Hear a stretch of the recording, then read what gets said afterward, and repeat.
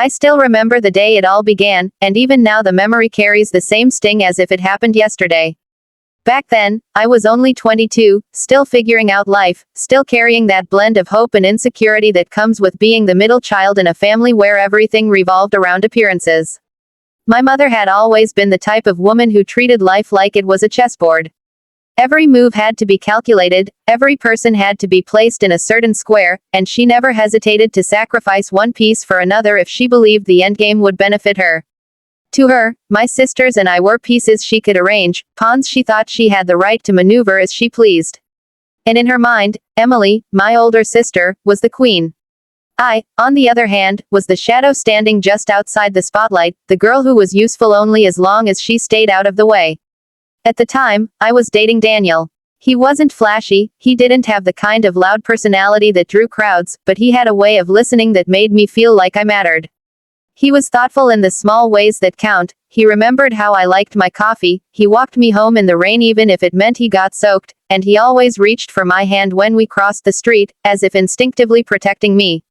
For months we had been slowly building something tender, something real. I dared to dream that this man could be the one. I was young, but I believed in the idea of forever, and for a brief moment I felt like I had found mine. But my mother saw him differently. To her, Daniel wasn't mine, he was a possibility, a potential son-in-law who could add polish to her golden child's future. From the moment she met him, her eyes lingered not on how he looked at me, but how well he would look beside Emily. I should have noticed sooner, the way she leaned into their conversations at dinner, the way her voice shifted when she called his name. She never mentioned my relationship directly, but her silence was louder than words. Slowly, she began to weave her plans. It started with invitations. Suddenly, Daniel was invited to every family dinner, every gathering, every holiday brunch, even when I hadn't said a word about bringing him. And during those dinners, Mom always found a way to sit him next to Emily. "It just works out that way," she would say with that sly smile that I once mistook for coincidence. They laughed at the same jokes, they traded stories, and all the while I sat across the table, pushing food around my plate as if I was the outsider. My mother's eyes would flicker over to me, filled with that mix of pity and superiority, as if she already knew the ending she had written for us. I told myself I was imagining things. I told myself my mother was strict, but she wouldn't cross that line. But the truth came crashing down one evening in the kitchen. The plates had just been cleared, Emily was upstairs, and Daniel was chatting with my father in the living room.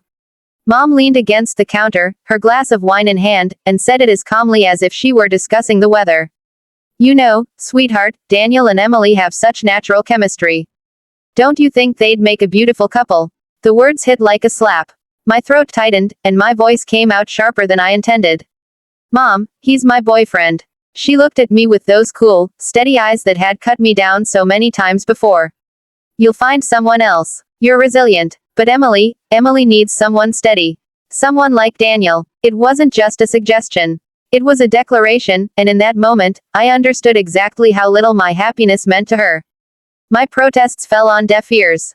She had already chosen her storyline, and I was nothing more than a character to be written out. The weeks that followed were like living inside a storm I couldn't escape. Mom orchestrated coincidences that placed Daniel and Emily together constantly. She asked Emily to drive him home when he visited, asked Daniel to help Emily with errands, and always made sure I was conveniently absent. Slowly, the gap between Daniel and me began to widen. The calls that once stretched into midnight became shorter, the texts that once carried warmth dwindled to a few cold lines. I told myself he was busy, that I was overthinking again, but deep down I knew.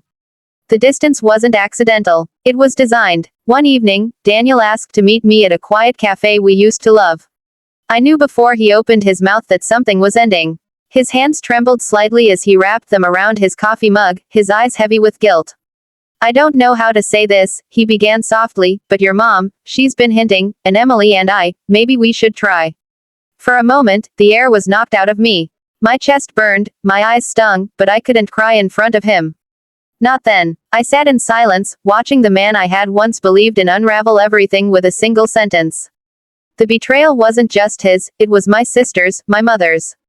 The people who were supposed to protect me had conspired to take from me instead. When I confronted Emily later, she didn't even try to deny it. She just shrugged, her tone casual, almost smug. It just happened, she said, as though love was an accident that slipped out of her hands. And behind her, like a shadow applauding her every move, stood my mother. Her arms folded, her lips pressed into that thin smile of triumph. You'll get over it, she said coldly, as if my broken heart were nothing more than a minor inconvenience. That was the day I realized I couldn't stay. If I remained under her roof, under her rules, I would lose myself completely. So I walked away, from Daniel, from Emily, from the poisonous grip of a mother who saw me as expendable. It hurt more than words could describe, but the pain became the fire that pushed me forward. The years that followed weren't easy. I had to stitch myself back together piece by fragile piece. I moved to another city, built a career, surrounded myself with people who valued me not for how I compared to someone else, but for who I was. Slowly, I learned how to trust again. Slowly, I found my smile. And then I met James. He wasn't part of my mother's plans. He wasn't someone she could have chosen for me, and that was what made him perfect. He saw me for me, not for my shadow, not for my sister's reflection. His love was steady, real, unshakable. When he asked me to marry him, I knew I had finally found the forever my mother had once stolen. But destiny, as cruel as it can sometimes be, has a sense of balance. Because the day James walked into my mother's house for the first time as my husband, the carefully constructed world they had built began to crumble before their eyes. And this time, I would be the one watching. The invitation wasn't exactly heartfelt, it never was with my family, but after months of avoiding them, I finally agreed to visit. I told myself I was stronger now, different from the girl who once walked away in tears. This time, I wasn't coming back as the quiet daughter who always bent to my mother's rules. I was coming back as a wife, as a woman who had built her own life far away from their shadows. James squeezed my hand as we approached the door, a small reassurance that grounded me.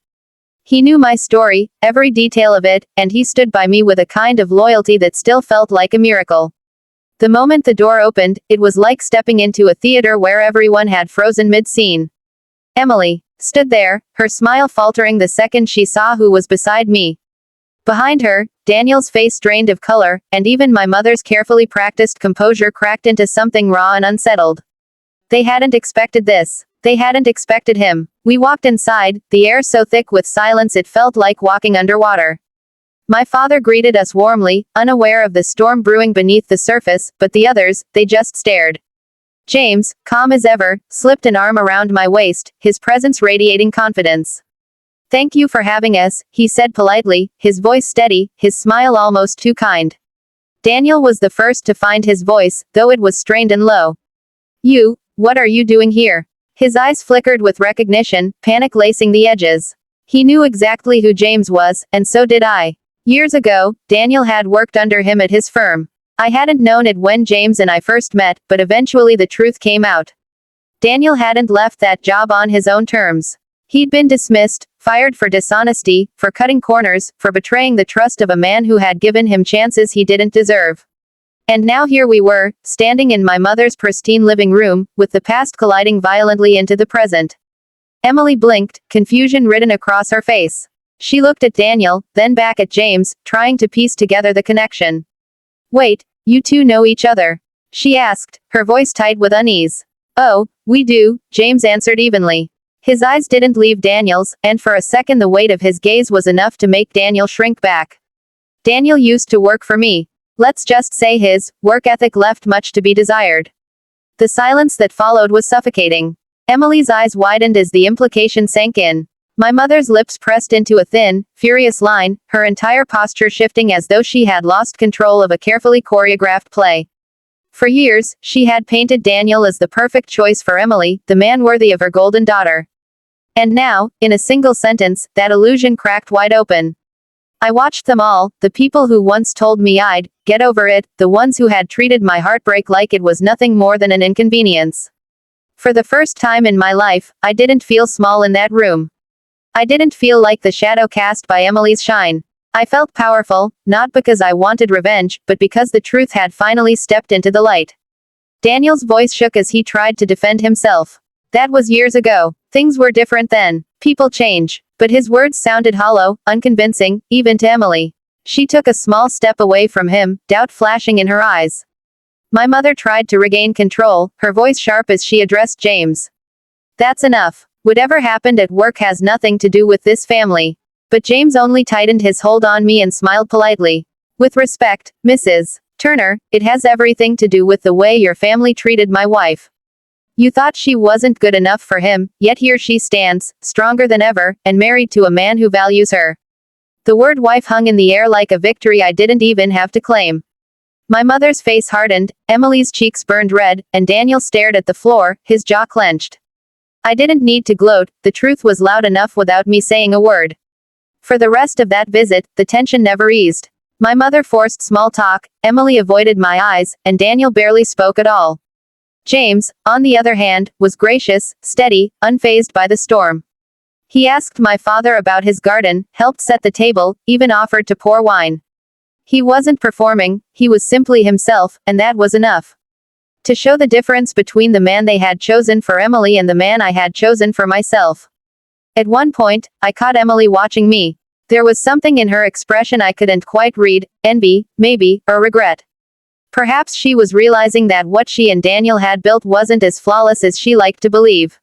Perhaps she was remembering how easily she had brushed me aside, thinking she had won. But sitting there beside James, I didn't feel the sting of those old wounds anymore. I felt something closer to peace. Dinner ended in strained silence, and when James and I stood to leave, the room shifted again. My mother tried to offer her usual parting words of control, something about visiting more often, but her voice lacked its old authority. Emily forced a smile that didn't reach her eyes. Daniel didn't say a word. As we stepped outside into the cool evening air, James intertwined his fingers with mine. You okay? He asked softly. I took a deep breath, the night air filling my lungs, and nodded. More than okay. Because for the first time in years, I had walked into that house without fear and walked out without pain. I hadn't needed to prove anything, hadn't needed to lash out or seek revenge. The truth had done all the work for me. My mother's schemes, Emily's betrayal, Daniel's weakness, they had all collapsed under the weight of reality. As we walked toward our car, I glanced back at the house one last time. The windows glowed with warm light, but inside was a family grappling with consequences they had never expected. And for once, I wasn't the one left broken. I was the one who had moved on, who had found love that couldn't be manipulated or stolen. James squeezed my hand again, and I smiled. Their shock, their silence, their unraveling, that was enough. I didn't need them to apologize. I didn't need them to understand. I had built a life on my own terms, and in the end, that was the sweetest victory of all.